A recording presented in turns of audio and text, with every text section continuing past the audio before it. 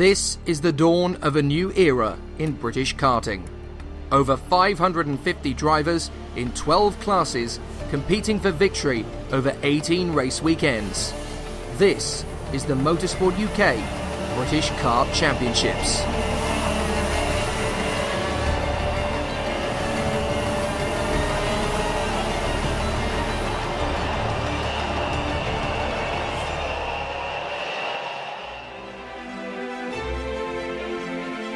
The Rotax season continues at the picturesque Gors circuit in North Wales, and in Rotax 177 it could be a good weekend for plucky privateer Nathan Chafer, who'll be aiming to challenge the frontrunners at the fourth weekend of 2019.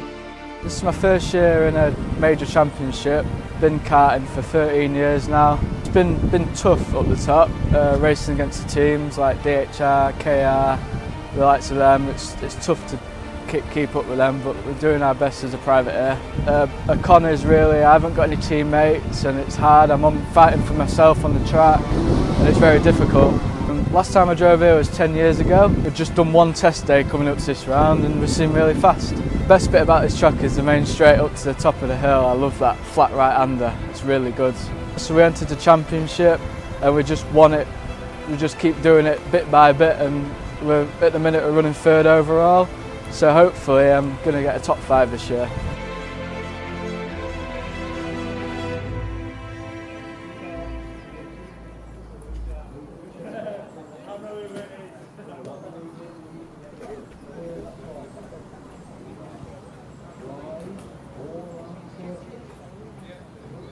Nathan Chafer on pole position from Michael Cheek, then Louis Large and Chris Thomas, Zanetti on the third row from Desira, then Oliver Davis, Whaley and Beecroft. This should be an absolute flyer here at Glan Park, and away we go. First corner, no problem at all for Michael Cheek as he blasts into the lead. Look at that as they go up the Dragon Straight. He's already got an absolutely fantastic advantage as they come up the hill to the spoon, and under braking, Chafer's able to get a little bit closer. So this could be a very interesting battle. Louis Large finally having a good weekend. He's had a bit of a tricky start to the 2019 campaign, and he is in third position, the reigning champion for Persistence Motorsport. Not a bad start from Zanetti. He's still in the mix as they go down through to Devil's Elbow. And this is going to be a really exciting race. I can feel it already as we're going to have an absolutely splendiferous battle between these guys up at the front end. They come out of the final corner and across the line. No problem at all for our race leader. Michael Cheek has already got himself into a good rhythm. So it's Cheek from Chafer. Then it is Large, Zanetti, Thomas, Luke Oliver, Whaley and Jamie Desira from Beecroft and the 70 of Colin Davis. So up into the hairpin. Oh dear, Louis Large getting very close under braking into the spoon hairpin there as they go down Damon Hill and up into the left hand of the carousel. They will go up the hill. So this is going to be an interesting dynamic because Cheek has still got a bit of an advantage over Chafer. Whoops, that was a bit of a moment further back from Tim Darlow. He just ran a little bit wide there out of the carousel. So they drop down through this long flowing combination of corners in through Devil's Elbow. It's a brave driver that goes for an overtake at this section of the course, and then out of Paddock Bend into Club Corner to start a new lap. 13.5 on the clock. Oliver making a move past Thomas. Desira getting the same move on Charlie Whaley as they come up the hill again. Is this going to be in the move from Chafer? There's not a lot of room, but he's gone up the top of him. Oh dear, both of them have gone wide. So Cheek is down the order, Chafer's down the order. Nathan Chafer trying to get himself into the lead of the race. He mounts the back. Let's have a look. He's just gone too deep into the corner, rolls off the back of Cheek's kart, and that's Louis Large through into the lead. So Large is now your leader. Zanetti is right behind him in second place, and they're battling away. Oh dear, Matteo, how close do you want to get to the reigning champion? They roll off of Devil's Elbow, down the drop and in through Paddock Bend. And he's up the inside. Is this going to be the move? Yes, it is. Not quite. Zanetti having got through. And Louis Large manages to get the move straight back again. So these two are battling away big style. And is Zanetti going to have an opportunity this time to get through on Louis? Oh, he's done it. My word, he's actually done it. So a brilliant run from Zanetti. I didn't realise he'd got him on the way up the hill. So an absolutely fantastic performance from Matteo Zanetti. And he really does deserve a good result. And it looks as though he's going to get one. So Luke Oliver is now all over the back of Louis Large as he tries to make his way through. Is he going to get an opportunity here? You can see the comparative gaps between the drivers, and you can see that Oliver is incredibly close to the back of Louis Large now. But Zanetti, having got through into the lead of the race, is going to have an opportunity to get away, and Scarpa Has he got a problem with the front fairing? That would be devastating for Zanetti if that's the case, because he's got himself into the lead and he's got an absolutely heroic run. I wonder, has he just got a little bit of an issue there with the front fairing? It looks a tiny bit loose to me, as Michael Cheek gets a new fastest lap in, 42.95. They come up out of the hill. Louis Large running a good race. There's Luke Oliver. Michael Cheek has got straight back into the action. Cheek is there in 4th position. 5th is Whaley. Then it's Beecroft Davis, the E-plate of Cole Edwards. And then rounding out the top 10, it is the 5. That is Alexander Luck, just in front of Joe Bleakley as they battle all the way through the field. You can see some great overtaking moves through this field as people signal to them to the first corner. Through they go, and Zanetti has built up 0.6 of a second advantage on Louis Large already. But is that going to be enough to hold him off for the entirety of the race? Louis Large is not a British champion for nothing. He won the 2018 crown, of course. He's had a miserable start to his 2019 campaign. Whoa, there was a little bit of fisticuffs in the middle there. I think that was Chris Wright battling away with Ian Branfield. They want to be very careful how they go about that in the midfield. They've not had great performances this weekend in terms of qualifying pace, nor, of course, has Adam Sadler or the O-plate, James Moorcroft, for the Team Clay Racing team. So they're all trying to make good comebacks. Moorcroft is up into 11th. Wright and Branford are squabbling over 12th. That's where Nathan Schaefer currently is, down in 14th spot, in fact. And down at the back end of the field, we've got Zyra, who's dropped all the way down to the back of the field with Chris Thomas. So I didn't see what happened to those two, but they were battling away in the top 6, and now they are right down at the back. So there might be a bit of a backstory going on between those two later on in the race. I didn't see anything myself, unfortunately. Must have been looking at the timing screen at exactly the wrong moment. But there is the number 1, Louis Large, in front of Oliver and Cheek, and then Whaley and Beecroft. So Oliver closing up, trying to get all over the back of Louis Large. They drop into the compression complex and then down through to Devil's Elbow and up towards that flowing right-hander at Paddock Bend. This is such a tricky circuit to go racing on. It is the Spa-Francorchamps of British karting. I've said before that Shennington's the Monza. Well, this is the Spa-Francorchamps. It's a wonderful part of the world, this, in the heart of Wales, not far from Bala Lake. And it's great motorsport that we have here at this particular part of the world. Zanetti trying to get away from Louis Large still. Luke Oliver's got some pressure now from the championship leader, Michael Cheek, down the hill and out towards the carousel. A really good start to this race. It looks like it could have a very interesting middle half. And now Branfield has dropped all the way down the back of the field, so something's gone wrong for Ian Branfield. Not quite sure what it is, but clearly some kind of difficulty. We'll have to try and pick that one up a little bit later. But there are some difficulties through the field as a lot of drivers are actually struggling. Sadler's made good progress, though, from 22nd on the grid up to 15th, so he's getting on with it. And Wright is now up on the back of the top 10, and that's a problem for Branfield. Branfield has pulled off the circuit, so mechanical problems for Ian Branfield by the look of it, and he is out of the race. That is a real shame. Well, unfortunately, it's not going to be the Hayworth Racing Drivers' Day here at Glan. Hopefully, when they go back to racing again at Clay Pigeon in Dorset, he'll have a better run. Now, that's any chance Branfield might have had of gaining big ground in the Drivers' Championship. Well and truly hammered.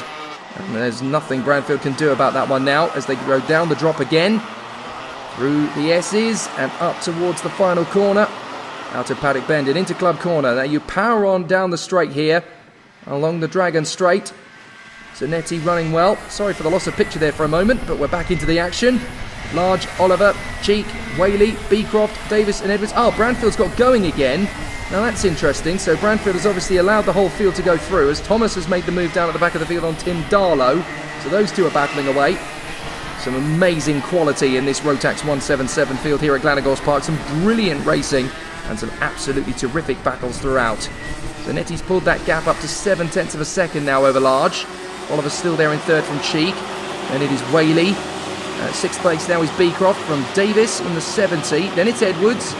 Alexander Luck there in ninth position, having a very solid run, but it's certainly not as competitive as he was at Mansell Raceway. And then at the O-plate, it is James Moorcroft in 10th position. So this battle for second place is definitely going to start kicking off any moment now, isn't it? Louis Large, Luke Oliver and Michael Cheek very close together. Whaley's on his own, and then Beecroft is leading in a massive train of 6th position all the way down to 13th place, all the way back to Nathan Schaefer. So that's an absolutely heroic squabble, and that could end up getting very messy as the race goes on. Now that is Matteo Zanetti knitting his way through in the lead of the race. From Large, Oliver, Cheek. Then it is Whaley, and here comes the cavalry. Beecroft, Davis, Edwards, Luck, Moorcroft, then Bleakley, Wright and Chafer, and then there's a bit of a gap back to the 81 of Sam Winter, with Sadler up to 15th in front of the 74 of Aaron Yao, and Branfield's been black flagged. So I wonder if there's been a mechanical transgression. Has he pulled off the circuit in an illegal fashion, or I'm not sure what it is, but Branfield has been given a black flag regardless, so he needs to come back into the pit lane, unfortunately, and that's going to be his race over. So Zanetti still motoring on, out in front of the field from Louis Large, Luke Oliver and Michael Cheek as they battle away for second place. Nick one, Pearl one through these tight apexes. And this is where you just count down the laps. Look, none of the guys for second position are really going for a big move here. Large, Oliver and Cheek, they are just counting down laps at this point. So no major catastrophes and disasters up at the front end of the field. They climb up the hill, along the Dragon Straight, up towards the Spoon Corner. Great pictures from the drone. That's a big lunge from Oliver, and he finally gets the move as they bang wheels off the turn, him and Louis Large, and Michael Cheek is going to try and make his own way through up the inside. But Zanetti is your leader for the moment, and Oliver is in second place, and Cheek is through to third. So Louis Large is the one that gets caught out there. Another showing of the black flag to Ian Branfield. That's the second lap in succession. Now, he cannot afford to do that a third time, because as my understanding of the rules is, if you ignore the black flag on 3 occasions, you'll be excluded. So Branfield is currently, I think I just saw him going through, in fact. So Branfield, trying to keep himself out of mischief, has gone through. They're going to show the black flag to him again, but Ian Branfield, I'm afraid to say, really needs to come into the pits if that's what he's been ordered to do. That's what the black flag is there for. Great tussle in the mid-pack. That was Edwards getting a little bit sideways as Alex Luck was trying to get underneath him out of the Spoon Curve and down Damon Hill, through to the carousel and up the compression complex. And Nathan Chafer's been given a warning. Now that's interesting. He's right in the mix of that battle for 6th place. He's in 12th position, so he's made the move on right. But in doing so, he must have transgressed in some way. I didn't see anything untoward, but clearly the officials have felt that Chafer was getting a little bit too eager. That's not necessarily a massive surprise, because obviously he was involved in that big incident earlier on between him and Michael Cheek. Cheek has managed to recover quite well in 3rd position. He power slides into the braking zone for the Spoon Curve, and the drivers continue to battle on. So Jamie Desira has finally made the move on Joe Fifner, and that's a lowly 17th he finds himself in. I get the feeling that Jamie Desira is going to be very frustrated, and that's the 3rd lap in a row that Ian Branfield has been shown the black flag. Well, if he doesn't pit in this time, I'm afraid they have licence really to throw the book at him here, because you've got to adhere to the rules. Whether you agree to them or not, you still have to follow the letter of the law, as Chafer makes a big lunge on the inside of Joe Bleakley. That was a nice move there for 11th position. 4 minutes to go in this Rotax 177 final, and that's an arm in the air. Now, who was that? That looked like Beecroft and Davis getting a little bit too close together. So, obviously, those two deciding to have a little bit of a conversation by wire, and Branfield is shown the black flag for the 4th consecutive lap. So, I'm afraid to say that Ian Branfield, well, he really does need to do as the officials say. You can disagree with it and argue with it all you want, but at the end of the day, the officials have shown you a black flag for a reason, so you need to adhere to it. And unfortunately, that is Ian Bradfield finally pitting in, but he's ignored it too many times. And it looks as though problems too for Taylor Adams, as he has brought the kart into the pit. And that's a real shame for Taylor Adams. His race appears to be over. As, oh my goodness, look at that at the first corner. That was Bleakley. Well, no, that was a little further up. My apologies. That was the Beecroft-Davis-Edwards-Luck battle, and that got seriously close as they ran through together. And there's more battles going on further back, as that is now Winter making the move on the inside of Chris Wright as they come out of the Spoon Curve. This is an epic tussle. We've got Beecroft in 6th, then Davis, Edwards, Luck, and James Moorcroft. I nearly said Joe Moorcroft. I was getting him confused with Joe Bleakley, who's behind Nathan Chafer. Sorry, boys. Answers on a postcard for what to do to me afterwards, but a brilliant battle in the midfield. An absolutely sensational run. Jamie Desira trying to close up on Aaron Yao to make up a move. Only 2.5 minutes left of this one. And there's still quite a lot to be said here at Glan Park amongst the drivers. They are still battling away heroically. But there's some really tough racing going on here. Meanwhile, out in front, Matteo Zanetti has pulled out a gap to the tune of 3.1 seconds over the rest of the field. Now, if he's got a loose front fairing, which I fear he might do, which is absolutely catastrophic if that's the case, he needs to pull out a gap of 5 seconds over the rest of the field. in order to guarantee that even if he does get a penalty, he won't lose the victory. He's doing the best he can. He's up to 3.3 seconds the lead, but with 2 minutes to go, he needs to find at least another 1.6 seconds, really. 1.7 seconds, I should say, in order to get that gap above 5 seconds, because that's the only way, really, of guaranteeing victory. He's up to 3.5. He's got to hope that these three really start duelling, and Michael Cheek has been sat there in third position waiting for his moment. If they do start duelling away for position, they're going to cost each other time, and that's where you're going to make the advantage count. So the drivers come through up the top of the hill, up through the compression complex once again, and they will drop in through to Devil's Elbow. Through the left, through the right, through the left again, and then down towards Paddock Bend. Matteo Zanetti still trying to get well away from this trio. Gap has opened up again to 3.56, but he's really got to hope that they have the monumental mother of all battles up front for second position, because he needs to find another 1.5 seconds if he's going to avoid a front-fairing penalty. I don't know he's going to get one, but it certainly looks as though he might do, based on the position of the front fairing. Now we're getting the battle. There's a minute to go, and Oliver, Cheek and Large are having an absolutely terrific dogfight for second place now, as Cheek is trying to get on the inside.